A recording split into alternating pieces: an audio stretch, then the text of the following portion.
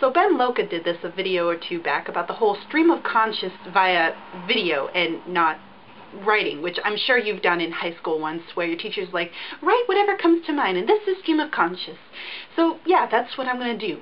Only I'm doing it extreme, because you know what? I've had 3 cups of coffee, and not just like that weak coffee, but coffee that I've blended, and it's so concentrated that it should have been 5 cups of coffee, but I made it into 3, and like 2 scoops of sugar in each of them, because I'm a weakling and can't handle black coffee, because I'm a racist. So I'm doing what he told me to do. I'm putting a camera in front of me, and I'm just going to say whatever comes to mind, and I'm going to edit out all the ums and the bleh and the I don't even know what else. The parts where I'm just drifting off into space, although that could be pretty entertaining too. So ready? Here we go.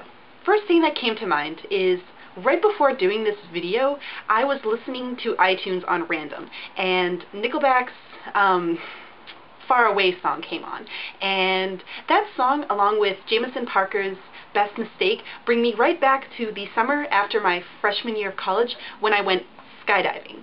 And it just reminded me of the entire day, you know, the road trip up to Maine, because that was the only place in New England that would do skydiving. I mean, well, let's face it, you really can't do skydiving in Boston, you know. You jump out of a plane, and all of a sudden you're impaled on the Prudential Tower's antenna. Ow! But yeah, everything, and what's up, motorist? Sorry. The joys of living on a busy street. But anyway, I was thinking about that, and how I haven't done anything awesome since. Now, I know most people will not wake up one day and go, you know, it's been a really long time since I've thrown myself out of a plane. My life is lacking. But really, I haven't done anything that awesome since. Like, I need to do something just crazy, like go skydiving again, go bungee jumping, whitewater rafting, jogging in Roxbury at 2:30 in the morning. I need to do something that will get me killed almost, or should get me killed. And if you guys have no idea what Roxbury is, it's a part of Boston. And it's not a good part of Boston. Actually, Northeastern kind of borders on the Roxbury area, which, you know, safety times for us. Nothing says joy like sprinting back from the library at 1 in the morning so you don't get mugged. Actually, no, I've never had to worry about my safety. Which, let me talk about my mom's car for a little bit. It's gone now, unfortunately, but it was a piece of work. It was 2 solid years older than me. My mom got the car in '84. Now this is a Volkswagen Jetta, diesel engine, manual transmission, all in all, a tank. This thing could kill people probably just by looking at it. And I'm born in '86. She had that car until I was 19. The car, when it was done with its life, was old enough to drink, which is really not good. You don't want cars old enough to drink, because then they're driving themselves and there's felonies all over the place, and I don't know where I'm going with this. Okay, this is the perfect type of video for me, because my mind just makes really weird transitions, and why aren't there more songs about robots? Like, we've got Thank You Very Much, Mr. Roboto, and that's kind of it. The robots are not clearly represented in the music industry, and I think that's racist. Extreme, stream of conscious. Stream of conscious, but extreme. James Joyce. Be damned. Why am I not, like, put away into an asylum yet? Oh my god. Oof. This is how I can tell I've had too much caffeine. The tips of my fingers are kind of numb. It's also the litmus test to let me know that I'm drunk, which that's a weird ass litmus test. Like, shouldn't the fact that you're slurring your words and you're not able to stand up be a good enough litmus test? There's actually a few pictures of me on Facebook, which I think I have removed because, you know, I am one of the few people who understands that internet does not grant instant immunity, which I'm just going to admit right now. My freshman year, I was like, yay, freedom, I'm going to get drunk. I haven't really been that way since, because I learned my lesson. That and all my friends transferred out. So, when you drink alone, that's called alcoholism.